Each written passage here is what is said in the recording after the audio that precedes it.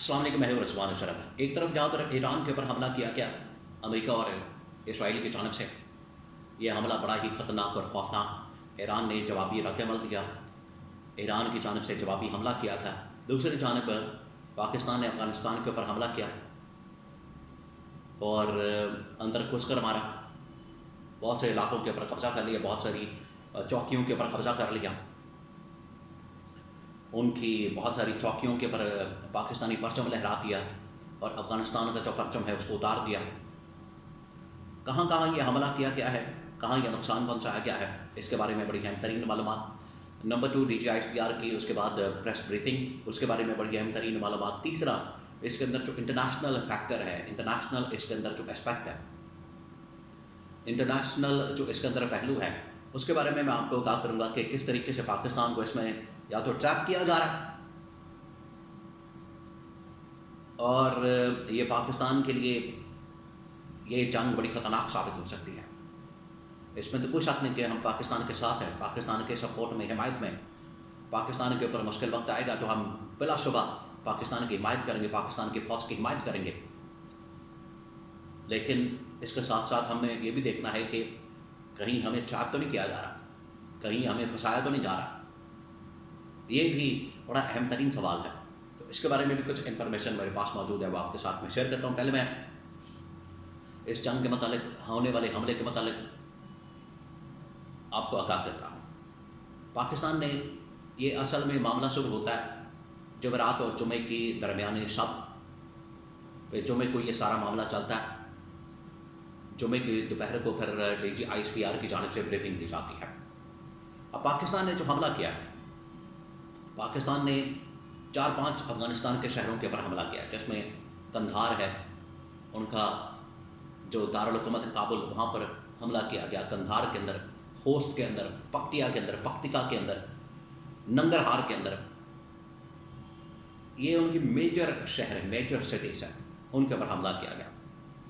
اور یہ جو حملہ کیا گیا، اس میں وہاں پر کور ہیڈ کوارٹرز کو نشانہ بنایا گیا، وہاں پر ملٹری انسٹالیشنز کو نشانہ بنایا گیا، فوجی تنصیبات کو نشانہ بنایا گیا، انٹیلیجنس ہیڈ کوارٹرز کو نشانہ بنایا گیا، ایمونیشن کے ڈپوز جو کہ اسلحے کا ساز و سامان وہاں پر موجود ہوتا ہے، ان کو نشانہ بنایا گیا، ان کو ٹارگٹ کیا گیا اور وہاں پر تباہ و برباد کر دیا گیا۔ یہ صورتحال ہے، یہ اصل معاملہ ہے۔ تو یہاں سے آپ امیجن کر سکتے ہیں کہ کتنا خطرناک اور خوفناک حملہ کیا پاکستان نے، اور فضائی حملہ کیا۔ پاکستان نے باقاعدہ طور پر اپنے لڑاکا طیارے وہاں پر بھیجے، ان لڑاکا طیاروں کی بدولت ان کے بہت سارے فوجی اڈے، فوجی تنصیبات تباہ و برباد کر دیا ہے، نیست و نابود ان کو کر دیا گیا۔ اور اسی حملے کے دوران ان کے تقریباً افغان طالبان کے اور پاکستانی طالبان کے 250 سے 300 لوگوں کو جہنم واصل کیا گیا۔ یہ وہ تمام کے تمام انفارمیشن ہے جو کہ پہلے پبلک میں آئی، رپورٹ ہوئی، میڈیا کے اندر رپورٹ ہوئی، اور بعد میں DGISPR کی جانب سے، پاکستان کی فوج کے ترجمان کی جانب سے باقاعدہ طور پر اس کی تصدیق کر دی گئی۔ اور اب یہ تصدیق DGISPR نے کر دی ہے، آفیشلی اس کی تصدیق ہو گئی ہے کہ وہاں پر جو حملہ کیا گیا ہے کتنا خوفناک تھا اور مختلف شہروں کو نشانہ بنایا گیا۔ اب صورتحال یہ ہے کہ افغانستان نے بھی حملہ کرنے کی کوشش کی، لیکن افغانستان جو ہے وہ ایک گوریلا وارفیئر کا کیونکہ ماہر ہے، تو وہ اس طرف آئے گا، اور پاکستان کے اندر صورتحال، خودکش حملے، خودکش بمبار، اس حوالے سے بڑی خطرناک ہو سکتی ہے۔ پاکستان کو بڑا الرٹ رہنے کی ضرورت ہے، کیونکہ یہ وہی محاذ کھل گیا۔ پچھلے سال آپ کو یاد ہے کہ مئی اور جون کے مہینے میں پاکستان کے اوپر پہلے انڈیا نے حملہ کیا، ٹھیک اس کے کچھ عرصے بعد ایران کے اوپر حملہ کر دیا گیا۔ آج افغانستان کی جانب سے حملہ کیا گیا پاکستان کے اوپر، پاکستان نے جواب دیا، اور ادھر ایران کے اوپر حملہ کر دیا گیا، یعنی دونوں حملے پیرلل ہو رہے ہیں۔ پچھلے سال بھی یہی ہوا، ابھی بھی یہی سچویشن ہے۔ تو یہ کوئنسیڈنس نہیں ہے، اتفاق نہیں ہے، یہ پاکستان کو نشانہ بنانے کی ایک بہت بڑی سازش ہے۔ اس کے اندر سازش چھپی ہوئی ہے، پاکستان کو کسی طرح سے ٹریپ کیا جائے، پاکستان کو نشانہ بنایا جائے، پاکستان کو نرغہ میں لیا جائے، پاکستان کے گرد گہرا تنگ کیا جائے،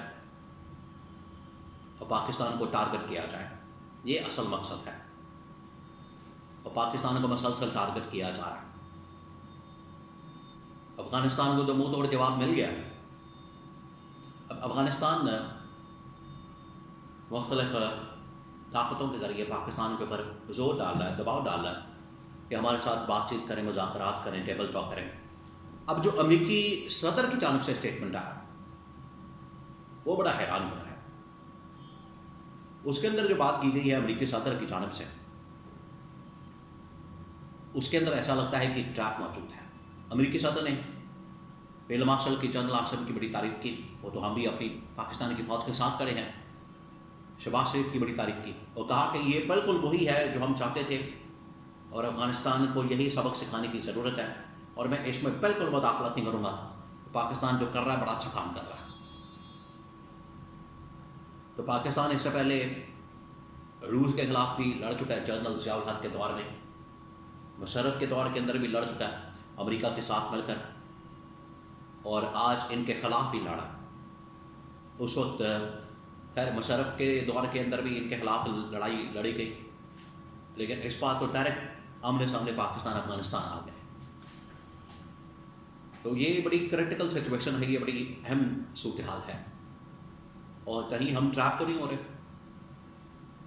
کہ امریکہ کے کہنے پر، امریکہ کے آنے میں ہم اس چکر میں پڑ جائیں کہ افغانستان کے اوپر حملہ کر دیں گے تو ہمیں کہیں سپورٹ مل جائے۔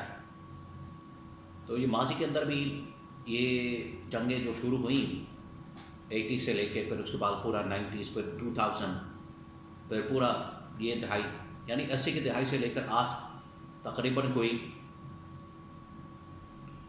40 سے 50 سال ہو چکے ہیں، اور یہ والی جنگ جو ہے جو افغانستان کے اندر ہم نے کام شروع کیا، یہ ابھی تک جان نہیں چھوڑی پاکستان کی۔ اس وجہ سے یہ بڑا ایک کریٹیکل مومنٹ ہے،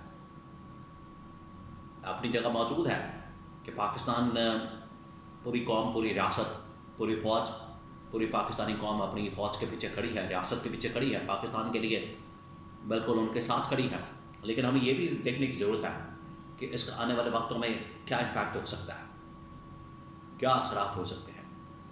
وہاں پر جانا، قبضہ کر لینا، چوکیوں کے اوپر اپنے پرچم لہرا دینا، ان کے ٹینک تباہ کر دینا، ایمونیشن ڈپو تباہ کر دینا، ان کے corps headquarters, battalion headquarters, brigade headquarters تباہ و برباد کر دینا، اپنی جگہ ٹھیک ہے، لیکن ہمیں یہ بھی دیکھنا ہے ہم نے آنے والے دنوں میں، آنے والے وقتوں میں، مستقبل کے اندر اس جنگ کے، اس صورتحال کے، اس لڑائی کے کیا اثرات ہو سکتے ہیں پاکستان پر۔